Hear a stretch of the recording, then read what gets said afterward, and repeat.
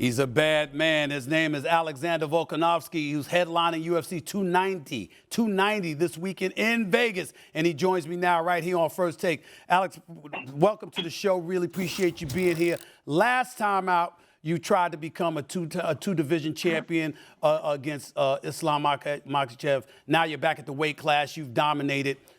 Talk to us about what you think you've learned from that loss, your last fight.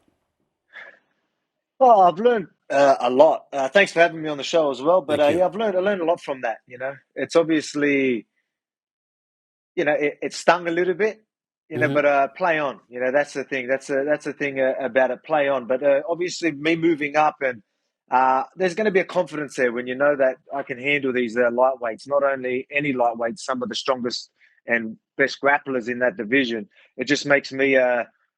Realize that obviously I always knew that, but I mean, that's like living proof of it, right? So now I just know these featherweights, just don't stand a chance once I grab a hold of them. Or, I just feel like I actually used to be called the Hulk back in the Okay. day when I first started my MMA career. So like Right. that's exactly what I feel like when I face these featherweights. So that was obviously that last fight really got me getting my inner Hulk again.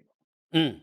Did you move up because you wanted to be in a position where you felt whether you wanted to determine whether or not you could handle it? Did you aspire to be a lightweight, or did you just want to move up to show that you can handle yourself at that division so it could be easier for you at the featherweight division in your mind? What was the thinking?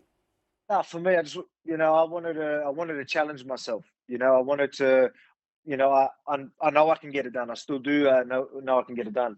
I thought I did enough. It was a very close one, and I just didn't get my hand raised. But yeah, I wanted to challenge myself, and as I've been saying through that camp, and doing all the media before and after, we should always challenge ourselves. It's only going to make us stronger and better in the future, and that's exactly what's happened with me right now. But I wanted.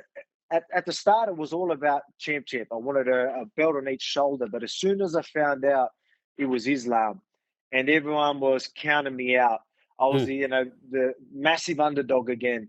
People were doubting me, like that all of a sudden I didn't care about that second belt. It was all about showing everyone, what I'm capable of. Showing Mm. everyone, yeah, I will rise to this occasion and this challenge, and I'll go out there and do my thing. Show you that, yeah, I might be undersized, yeah, I might be the underdog, but never count me out.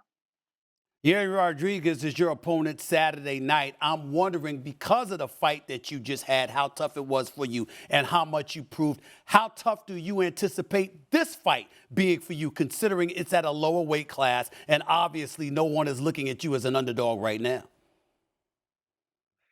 Man, he's a yeah, it's a sort of a completely opposite now. Now, obviously, everyone's backing me, but he's he's very dangerous. He is very dangerous. So for me, camp was easy.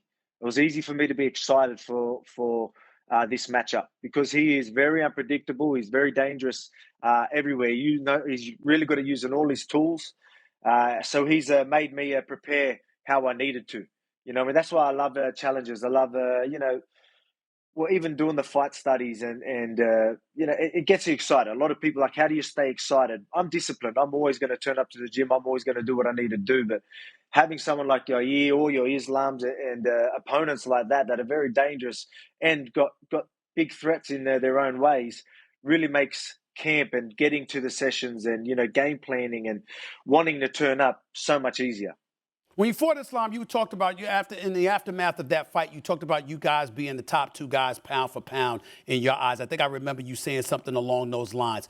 Where do you feel you are right now? Do you feel that you're number one, number two in the world, pound for pound in the UFC, in MMA? What are your thoughts about where you stand right now at this point in your career? Uh, yeah, I'm not usually the one that sort of toot my own horn, to be quite honest, but I'm doing all the right stuff anyway. I'm taking on the fights that not many people do. I'm staying active. I'm doing what the pound for pound top guys should be doing.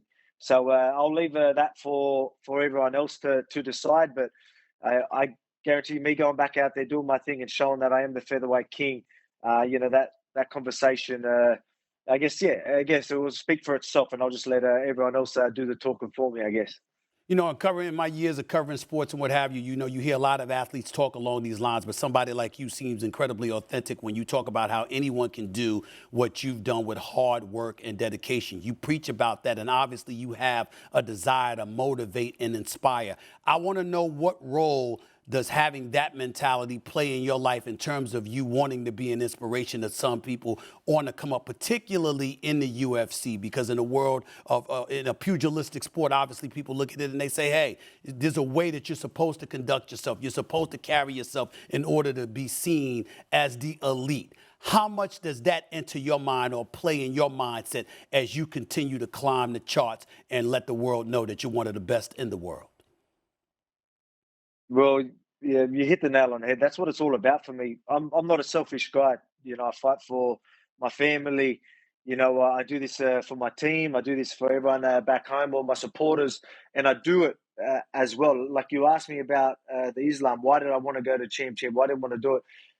I wanted to inspire a lot of people that are going to be, you know, as I said, undersized and, you know, even undervalued, whatever it is, you know, the underdog, right? I wanted to show people that, yeah, I'm just a regular bloke from a small town, and look what I'm capable of. You know, Mm. it's that sort of means so much more to me. So that's, you know, we talk about legacy and all that. Obviously, I want to, yeah, pound for pound. I want to be the champ. I want to be champ. You know, I want to tick all these goals. Obviously, want to make my money. Yeah, I want to do all that type of stuff. But uh, at the end of the day, you know, for me, what motivates me as well is knowing that I can inspire others. I know a lot of people say that, but it really does mean a lot to me, and I'm glad you can see that in you know, every time I win. That I try and, you know, share the right messages after my Mm. fights, because again, I really am just a regular bloke Right. from a small town.